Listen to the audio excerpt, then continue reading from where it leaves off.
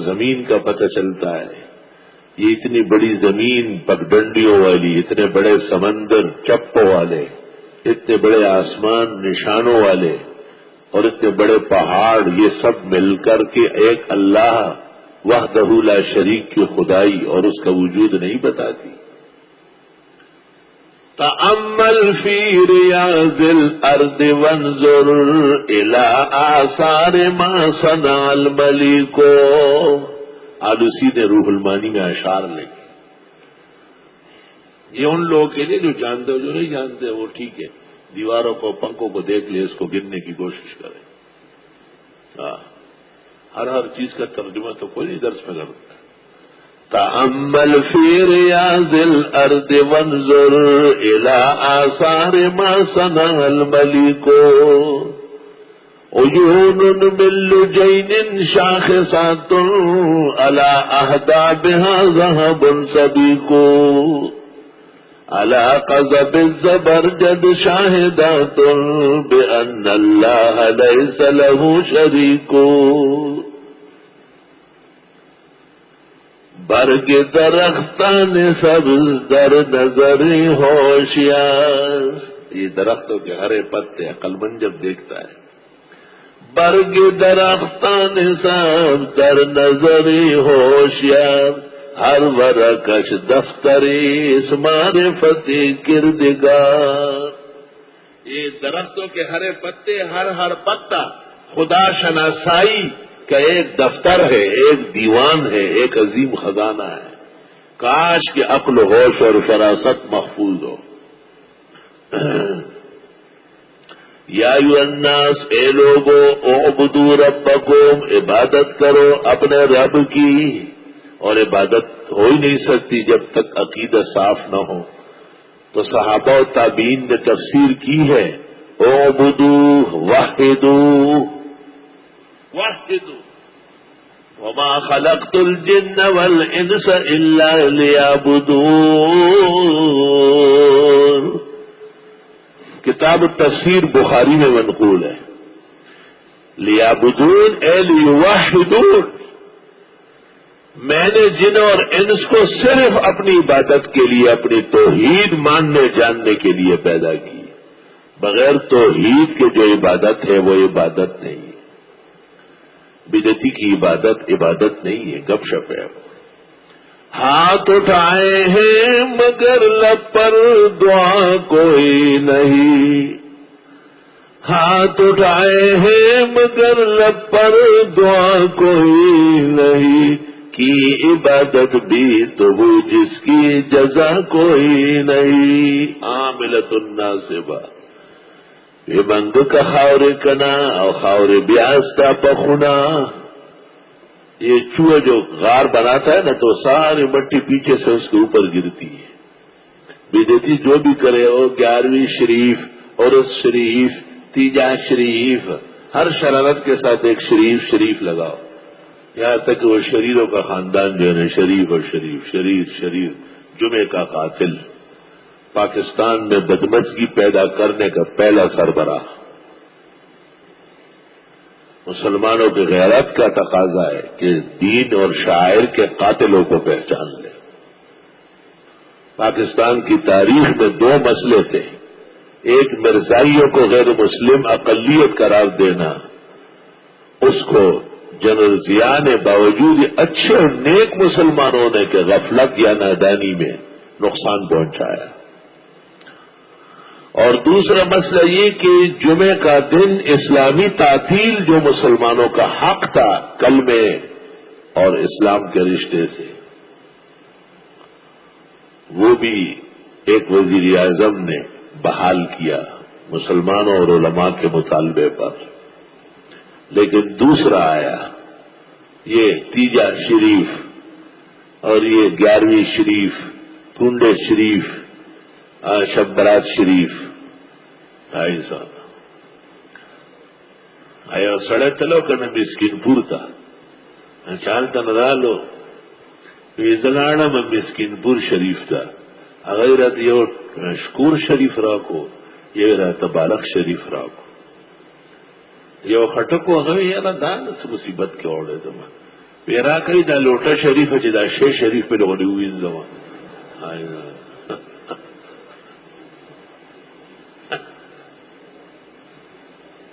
ہر چیز کے ساتھ شریف شریف لگاتا تھا. تو ایک نادان آدمی تھا, اس کو پتہ نہیں چلتا تھا, اس کو ضرورت ہے استنجے کی, تو اس نے کہا کہ یہ لوٹا شریف دے دو تاکہ میں استنجا شریف کروں. یا ایھا الناس اعبدوا ربکم, اے لوگوں عبادت کرو اپنے رب کی, یعنی اے لوگوں توحید مان لو رب العالمین کی کہ وہ وحدہ لا شریک ہے, ذات میں, صفات میں, اسماء میں, علم میں. الذی وہ اللہ خلقکم جس نے تم کو پیدا کیا. علماء کہتے ہیں خلق جو ہے یہ کرشم الوہیت ہے. والذین من قبلکم, اور ان لوگوں کو جو تم سے پہلے گزرے ہیں. لعلکم تتقون, تمہیں چاہیے کہ شرک اور کفر سے بچو. شکریہ کا طریقہ یہ ہے کہ عبادت مخلصہ کرو. الذی جعل لکم الارض فراشا, وہ جس نے بنائی تمہارے لیے زمین بچھونا, آرام سے چلتے پھرتے رہنے سہنے کی قابل ہے. اور پہاڑ, توبہ, پہاڑوں سے جب جہاز گزرتا ہے تو پتہ چلتا ہے کہ پہاڑ کیا چیز ہے. اور پائلٹ اعلان کرتا ہے کہ اس وقت ہم پہاڑی علاقے سے گزر رہے ہیں, اس لیے جہاز کا توازن صحیح نہیں ہے. پہاڑی لوگ ہموار زمین پر نہیں چل سکتے. عبدالغفار خان نے اپنی کتاب زماں جوند میں لکھا ہے. عبدالغفار خان کی کتاب ہے زماں جوند اور جدوجہد, یعنی میری زندگی اور میری قربانیاں. اچھی کتاب ہے, علمی کتاب ہے, معلومات کا خزانہ ہے اور صدق سے لبریز ہے. کتاب میں سب سے بڑی بات یہ ہے کہ جو ان کے خلاف بات ہے وہ بھی مکمل لکھی. یہ پختون لیڈر گزرا ہے اور یہ نیشنل والوں کے بڑے تھے, لیکن یہ تو سب ایسے رہ گئے. وہ حضرت شیخ الہند مولانا محمود الحسن اور شیخ الاسلام حضرت مدنی اور حر ہند عبید اللہ سندھی سیالکوٹی, ان سب کے بڑے صحبت یافتہ رہے ہیں. کتاب میں ان کی تعریف بکمال ہے. شیخ الہند کو مشر مولانا صاحب کہتے ہیں, مشر مولانا, بڑے مولانا.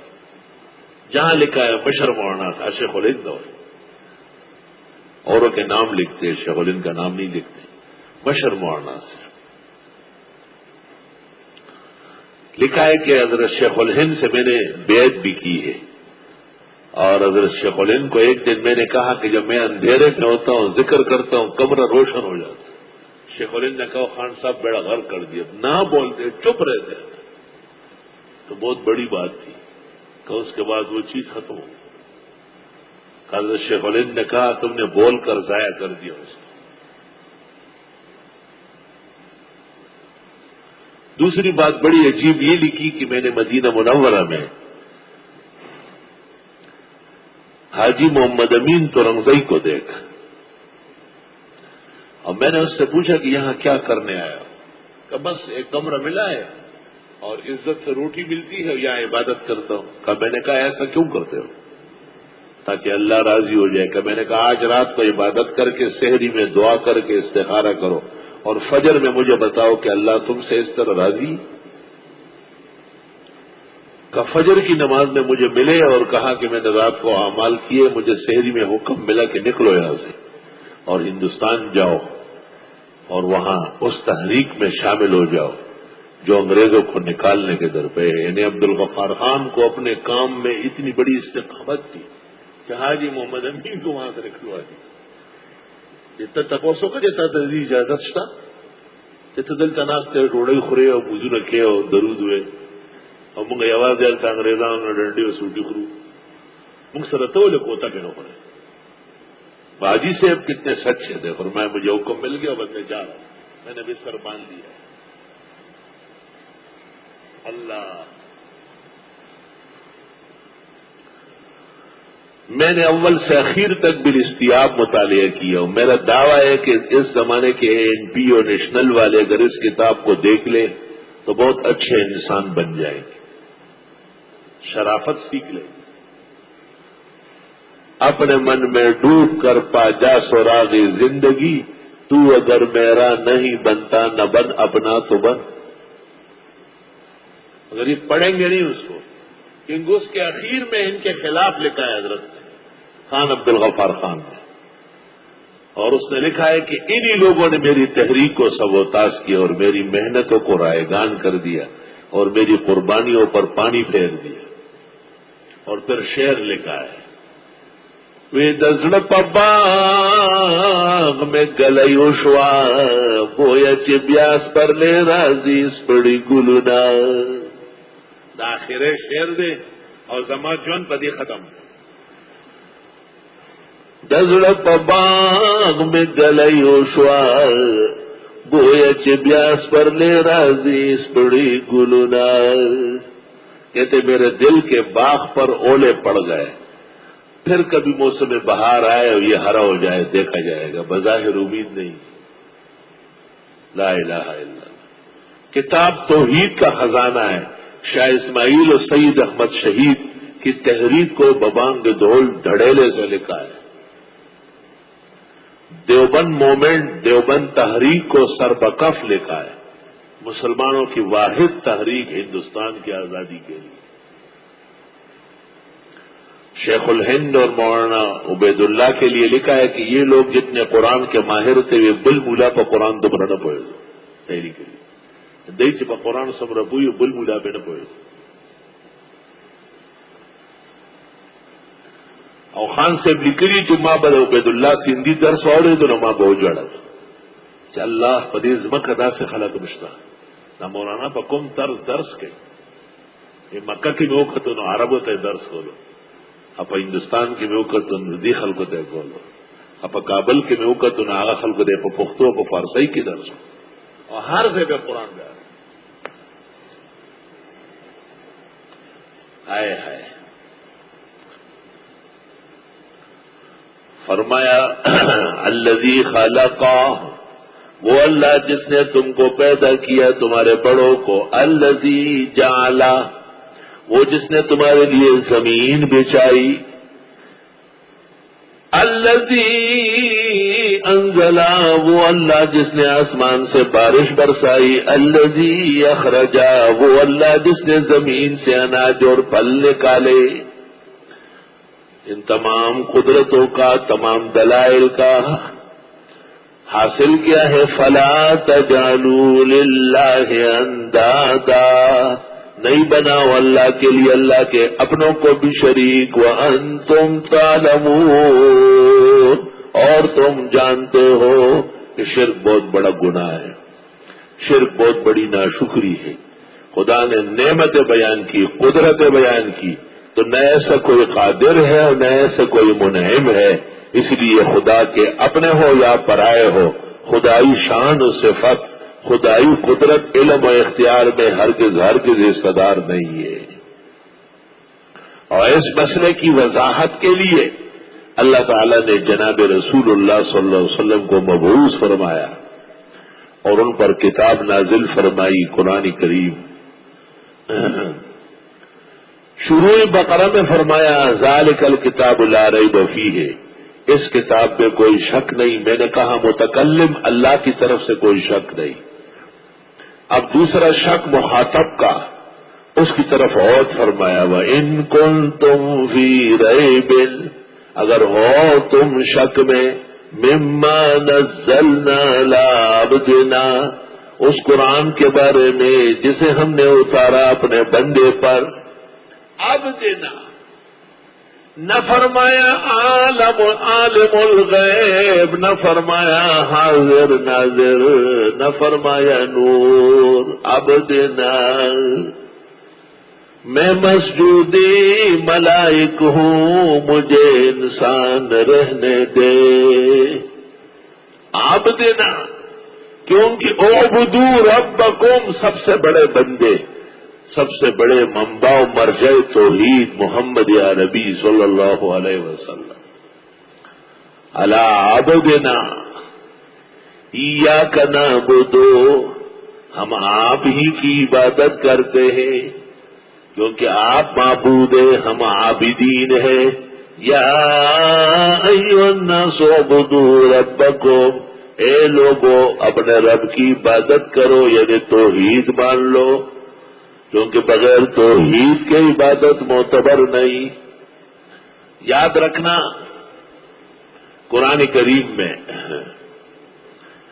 جب جناب رسول اللہ صلی اللہ علیہ وسلم کا بڑا معجزہ بیان ہوتا ہو تو اللہ فرماتے ہیں کہ وہ ہمارے ایک بندے تھے۔ سبحان الذی اسری بعبدہ لیلا من المسجد الحرام الی المسجد الاقصی، سبحان الذی اسری بعبدہ، پاکی اس اللہ کے لیے ہے جو اپنے بندے کو راتوں رات لے گیا۔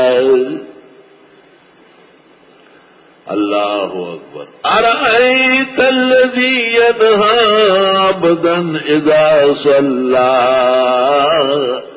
جب حضرت کعبے میں نماز پڑھتے اور مشرکین روکنے آتے، جتنے بھی مقامات ہیں جس میں پیغمبر کا خصوص بیان ہو، یاد رکھنا وہاں عبد کا صیغہ آتا ہے۔ وَإِنَّهُ لَمَّا قَامَ عَبْدُ اللَّهِ يَدْعُوهُ كَادُوا يَكُونُونَ عَلَيْهِ لِبَدًا،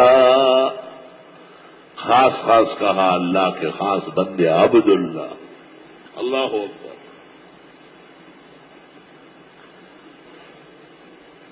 چنانچہ ایک شاعر کہتا ہے، یا قلب اصبر علی فراق محبوبی فإن القلب حاضر والعینان تغیب، دل تو ہے لیکن آنکھیں دیکھ نہیں رہی۔ پھر کہتے ہیں لا تدعونی الا بعبدها فإنه من اشرف اسمائی، مجھے مت پکارو مگر اپنے محبوب کا غلام کہہ کر، کیونکہ یہ میرا بہترین نام ہے۔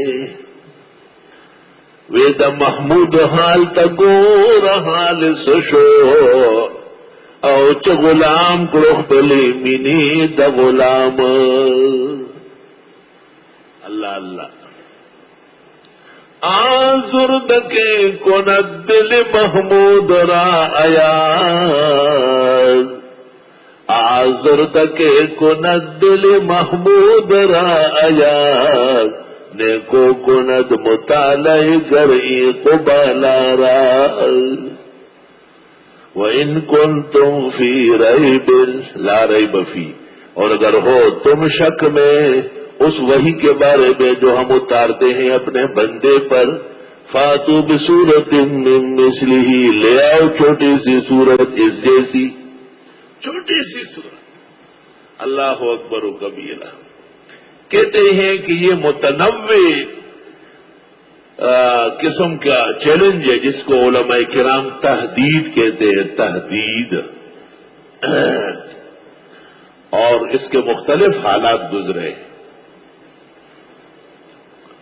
سب سے پہلے تو ان کو کہا گیا تھا کہ تم قرآن کریم کی طرح کوئی کتاب لے آؤ، تو کتاب کہاں لا سکتے تھے؟ وہ کتاب لانا کوئی آسان کام ہے، اور جب بری طرح وہ ناکام ہو گئے اس میں تو پھر ان سے کہا گیا کہ چلو 10 آیتیں لے آؤ۔ یہ سورۃ قصص کی 49 نمبر آیت ہے، سورۃ قصص آیت نمبر 49۔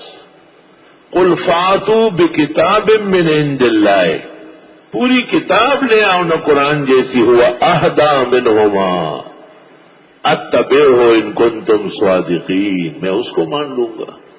فإن لم يستجیبوا لک فاعلم انما یتبعون اہواءہم، اگر یہ جواب نہ دے سکے تو سمجھو کہ یہ خواہش پرست ہے۔